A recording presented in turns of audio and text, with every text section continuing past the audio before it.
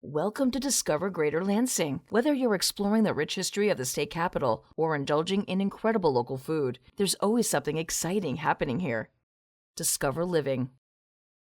Discover mobility. Discover downtown. Discover giving back. Greater Lansing offers breathtaking activities and outdoor adventures, ensuring a perfect balance of city life and natural beauty. Discover the warmth. Discover the charm. Discover Greater Lansing. The journey begins now. Hello and welcome back to Discover Greater Lansing, where we uncover everything that makes our region so fantastic. Today I am very excited to have with me Dr. Quentin Tyler. He is the Director of MSU Extension. Welcome, Dr. Tyler. Thank you for having me. Thank you. And we have Jody Schultz, and she is the State Director of the Michigan 4-H, and she's going to tell us everything about 4-H. And you'll get to see how these two are so connected and all the wonderful things that you bring to our region, how people can become involved in the programs. And we hear, I was telling Dr. Tyler, MSU Extension, I've heard everywhere. It seems like everywhere I go, no matter if it's in Lansing, East Lansing. Tell us, for people that don't maybe know so much about the MSU Extension, what is it? And is it only on campus? Yeah, so great question. And first, thank you for having us. So when you think about Michigan State University Extension, we are the people's organization. So we are located strategically in all of Michigan's 83 counties. We have over 700 folks. And our mission is to improve the lives of individuals, families, communities, and businesses in the state. Well, so that's a lot on all 83 counties. So you're all the way up in the UP, southeast to the Lake Michigan shores. And when you say connecting people and improving lives, and what kind of programs does that mean? So I appreciate the question. So, as you think about our mission, we've been around for over 100 or so years. And I love to say that we are that trusted source, right? We are your neighbor. And we talk about, improving people's lives, families, communities, and businesses. What we do is, at Michigan State, we have some of the best scientists in the world. And what we do, we take that information and put it into a form that's easily transferable, where folks can use it, whatever they may be, whatever they can use it as, to improve their lives, communities, families, and businesses. And in particular, when we think about our areas, MSU Extension has tons of programming. And our programming is based in 4 different institutes. And we have the Agriculture and Agribusiness Institute, our Children and Youth Institute, we have our Community Food and Environment Institute, and our Health and Nutrition Institute. So we have programs and efforts in all those different areas. All right, and I've seen it in connection with organizations like the Lansing Housing Commission, whose residents can take advantage of some of these programs. Can you give a few examples of maybe the most popular programs that people become involved in? Yeah, so I'll just do a specific breakdown of each institute, and there's a lot of different programs involved in each of those. So when we think about, our Agriculture and Agribusiness Institute, to me, that really works with our producers and our farmers, right? So really increasing their competency. Also, you think about, being good stewards of our resources. You think about, in terms of market access for our producers, also, in terms of food safety, and they work a lot in those areas. And also another area is working in the areas of weather variability, as the weather changes, how to increase the competency of our producers to work in that particular area. When you think about, our Community Food and Environment Institute, you talked about housing, right? So providing content so people and our consumers can make the best decisions for themselves. Yeah. Also, we work with local elected officials and local leadership, right? And then also, again, natural resource education in terms of those areas. When we talk about our Children and Youth Institute, which we have our state leader here, we talk about anything that helps increase, the development and training that next generation of folks, whether it be science, technology, engineering, math, or traditional programs such as dairy or engineering and things of that nature. When we think about a Health and Nutrition Institute, again, you talk about food safety, food quality, health and nutrition. We all heard the saying, health is wealth. Yeah, absolutely. So you're really touching on all facets to help make people's lives so much more enriched, from young children. Do you work with older adults here in Michigan as well? Yeah, so we work with people from all different ages. As we talk about, in terms of child development and family caregiving is all people from all different ages. And also in terms of health, right? So working with folks how they can be healthy and even dieting on a budget. Yeah, and so MSU Extension, so the key word is the extension. You extend into so many parts of people's lives. And you mentioned the weather. I mean, we know in Michigan the weather never changes, right? No, Yeah. wait 5 minutes, it's going to change. And Right. so climate and those kind of things are, it's the world we live in. Right. And specific to our great state here of Michigan, and then even more specific to our region. And so MSU Extension, so you must have a big team of people that can cover all 83 counties. Yeah, so we have over 700 faculty and staff. And the unique thing about that is these folks are focused and developed into teams. So again, you have folks that focus on the research, and we focus on getting it out there as well.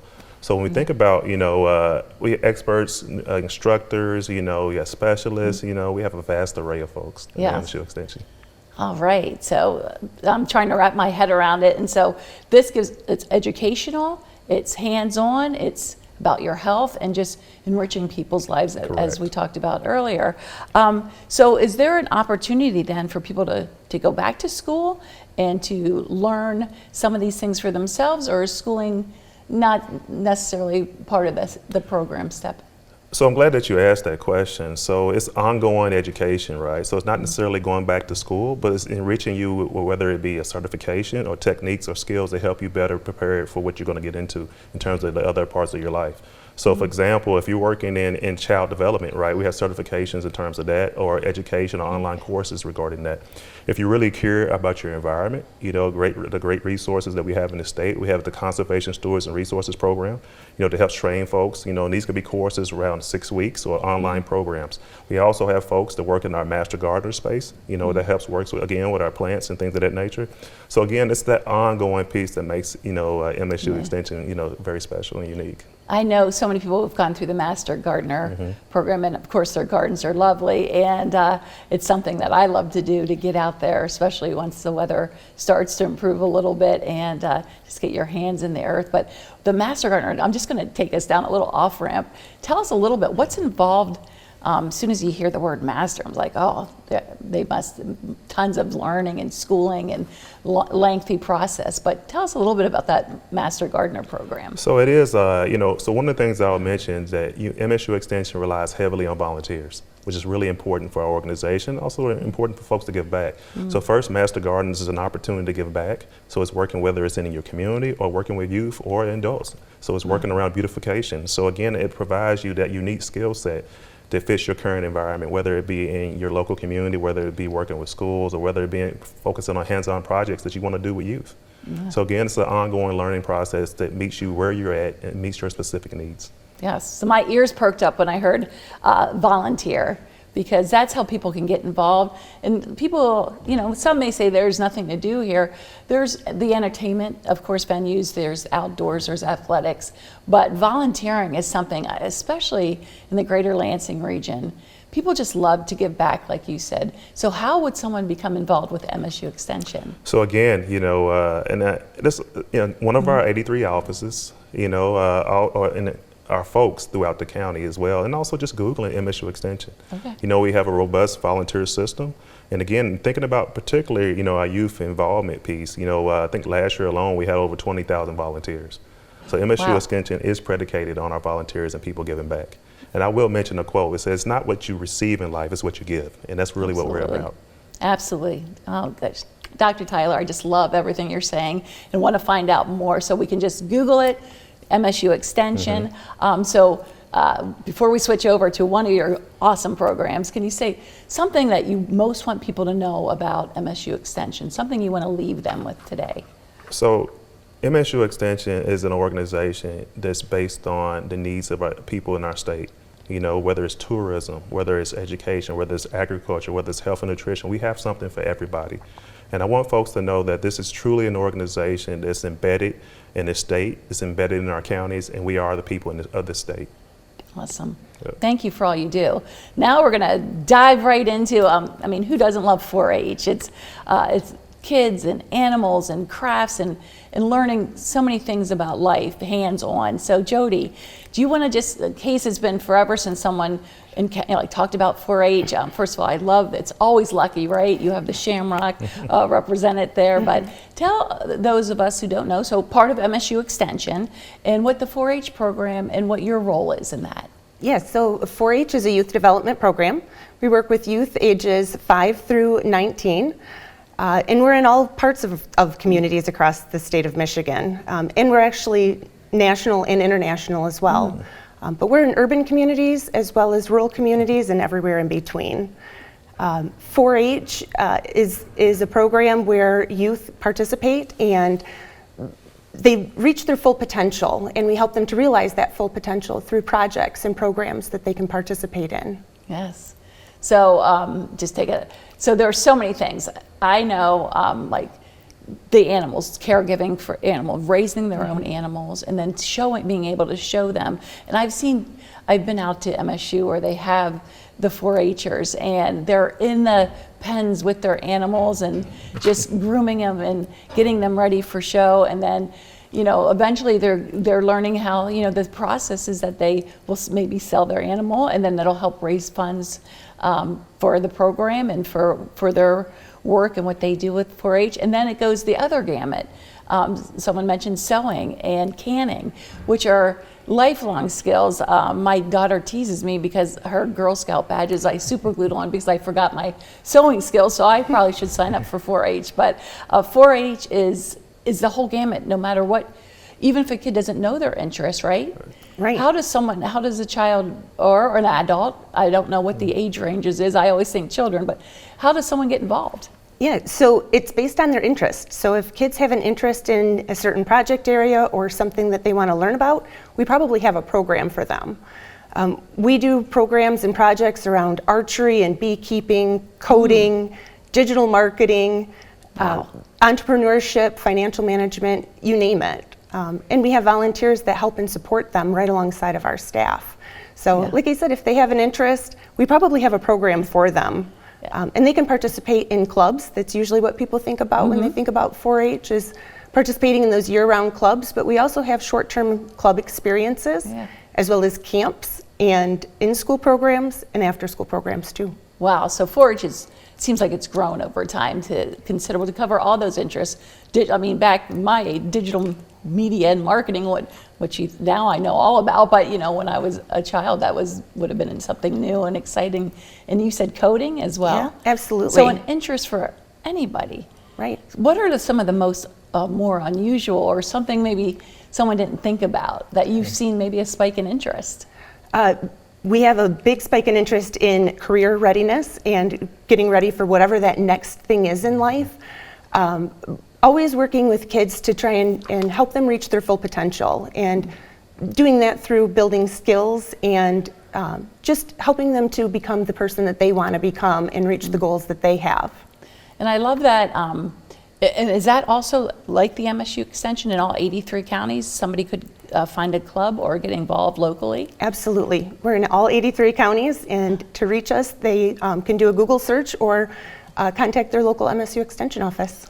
That's great. That's great. And so we've talked about how, and whole families can get involved. It's, you don't pack up your child and send them, or pack up yourself and send yourself, but this is a family from young to perhaps senior. I love intergenerational things, that we can experience things together and learn.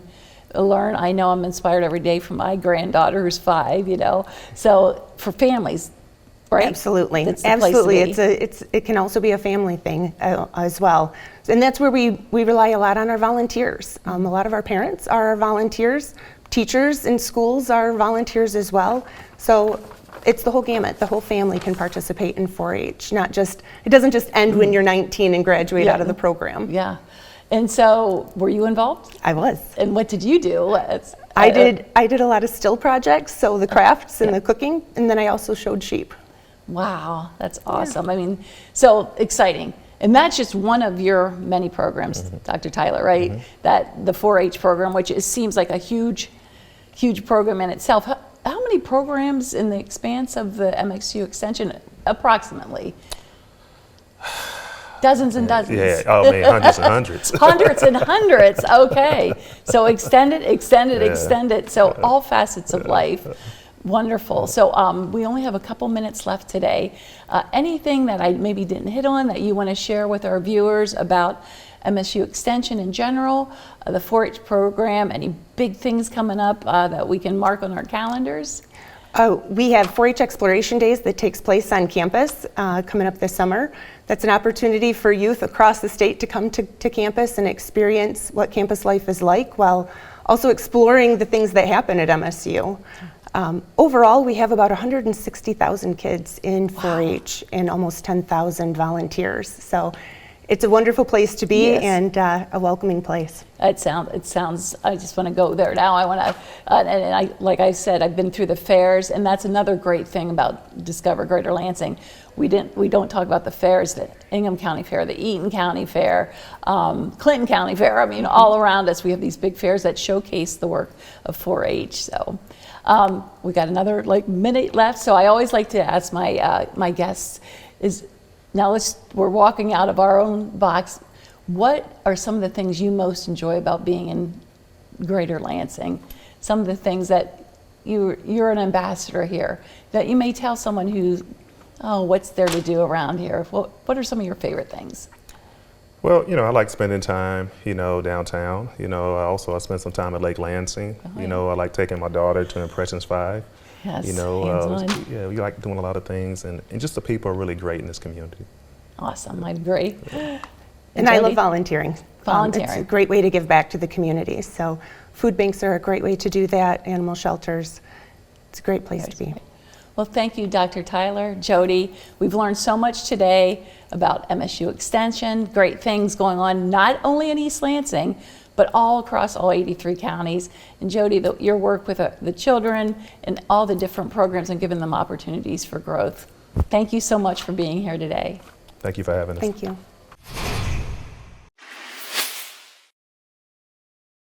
I'm Chris Swope. I'm the president-elect of the Rotary Club of Lansing, and I'm here with our current president, Rebecca Power Cook. Rebecca, one of the things I love about our Rotary meetings on Fridays at noon is that we always have some great speakers.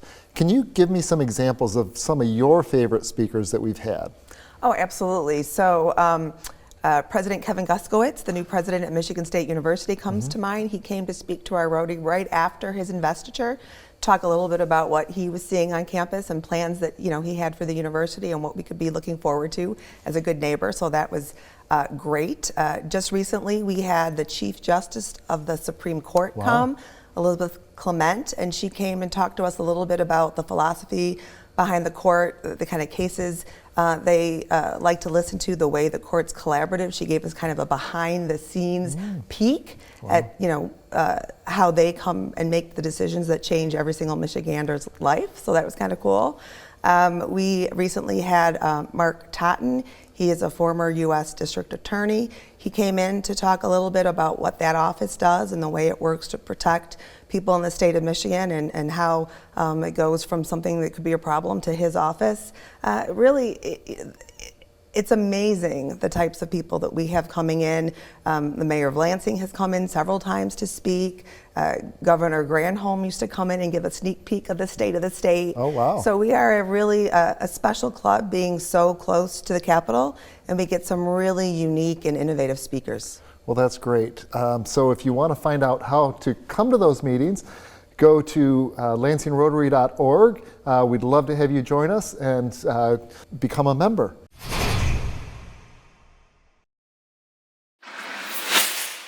While medical advancements continue to improve care across the country, Michigan still faces challenges in ensuring the best outcomes for expecting mothers and infants. Joining us today to discuss this important topic is Dr. Abigail Ramsay, a maternal fetal medicine physician at University of Michigan Health Sparrow. What is University of Michigan Health Sparrow doing to address this issue?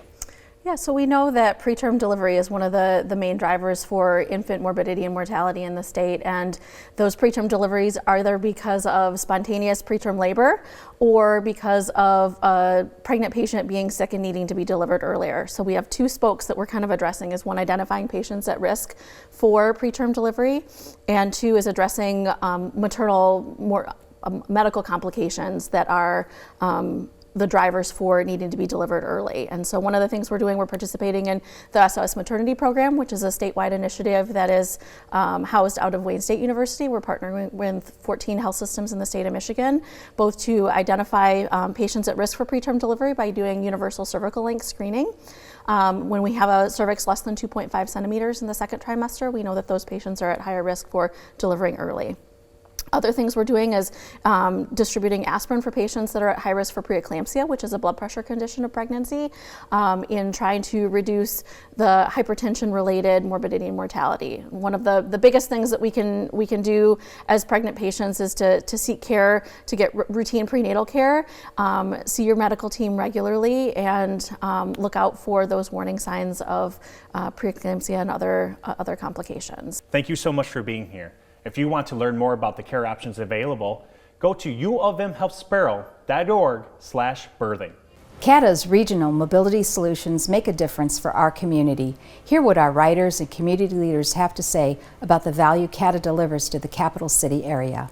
Downtown Lansing, Inc. is the downtown management agency. We are a grassroots volunteer-led organization who's focused on really promoting the culture and sustainability of our downtown central business district while lifting up our local businesses and our residents.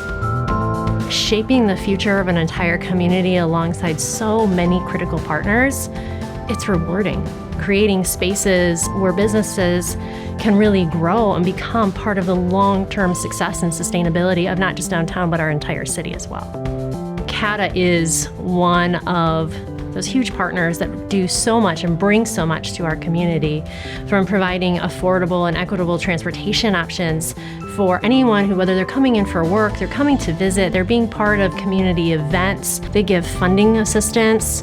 They show up and provide the expertise too in how we're going to rework certain bus routes for a school group, for instance. It's about the connections and it's about the people and places that make up our community, and CATA really understands that and does it very efficiently with the human element that is so important, and clearly articulates and spells out the different routes and mobility options that they offer.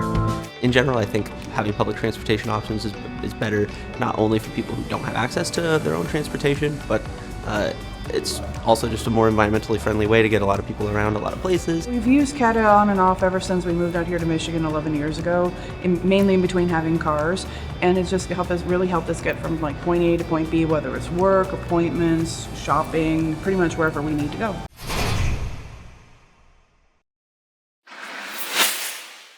I'm Julie Thomasma, CEO at Child and Family Charities, and I am so excited to have with me today Liz Tate, who is the founder and CEO of Helping Women Period. You do amazing work in the community, so just tell us a little bit about your mission. Well, thank you for inviting me here. Helping Women Period provides free menstrual products to homeless and low-income people all over Michigan.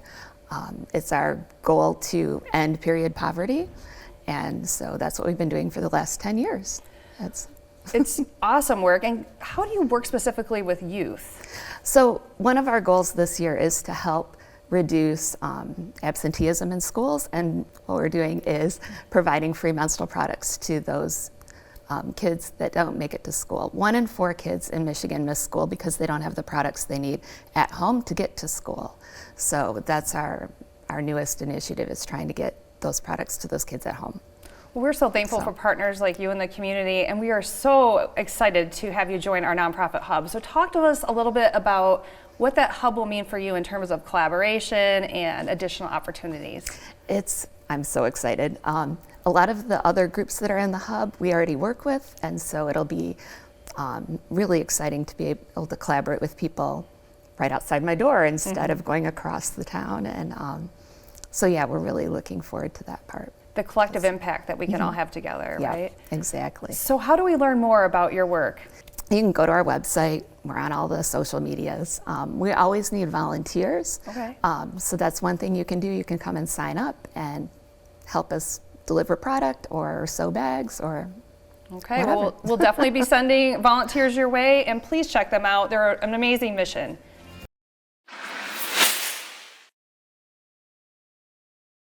I'm with Shelley Starr today from Supreme Lending, and so many people shopping for a home know they're going to have a house payment.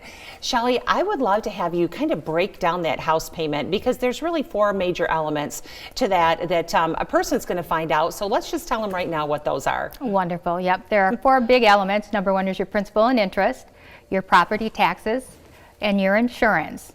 And so you need to make sure that those taxes are included for the summer and the winter tax bills, homeowners insurance, and then possibly private mortgage insurance if you're not putting the 20% down. Great, great. So principal and interest, they really can't negotiate. It is what it is. Fixed. Homeowners insurance, they could kind of shop around a little bit on that, right? Correct, and we really encourage people to do so that they can look at a couple different elements on that. Number 1, do they get their multi-policy discounts with including it with another policy like car insurance? Number 2 is shopping deductibles, because deductibles can make a big difference in that annual premium, which ultimately is collected in the monthly premium. Okay, great. So when they're out there shopping, people are doing this for the first time a lot of times when they're buying a home. Tell me some of the stats. I mean, how often do people use their homeowners insurance? Well, the stats kind of come in at about 2.5 times would a person use their homeowner's insurance in a 30-year term. Think about that. And so taking that higher deductible sometimes will offset because of the lack of having to have claims over that 30-year period. That makes a lot of sense. So basically, when they're getting ready to look at homes with me, we'll know what the payment's going to be. They can shop their homeowner's insurance, and then they need to talk to you about their private mortgage insurance. Correct. Okay. That's perfect. Great. Well, thank you for joining me today. I hope that everyone reaches out to Shelley for clarification.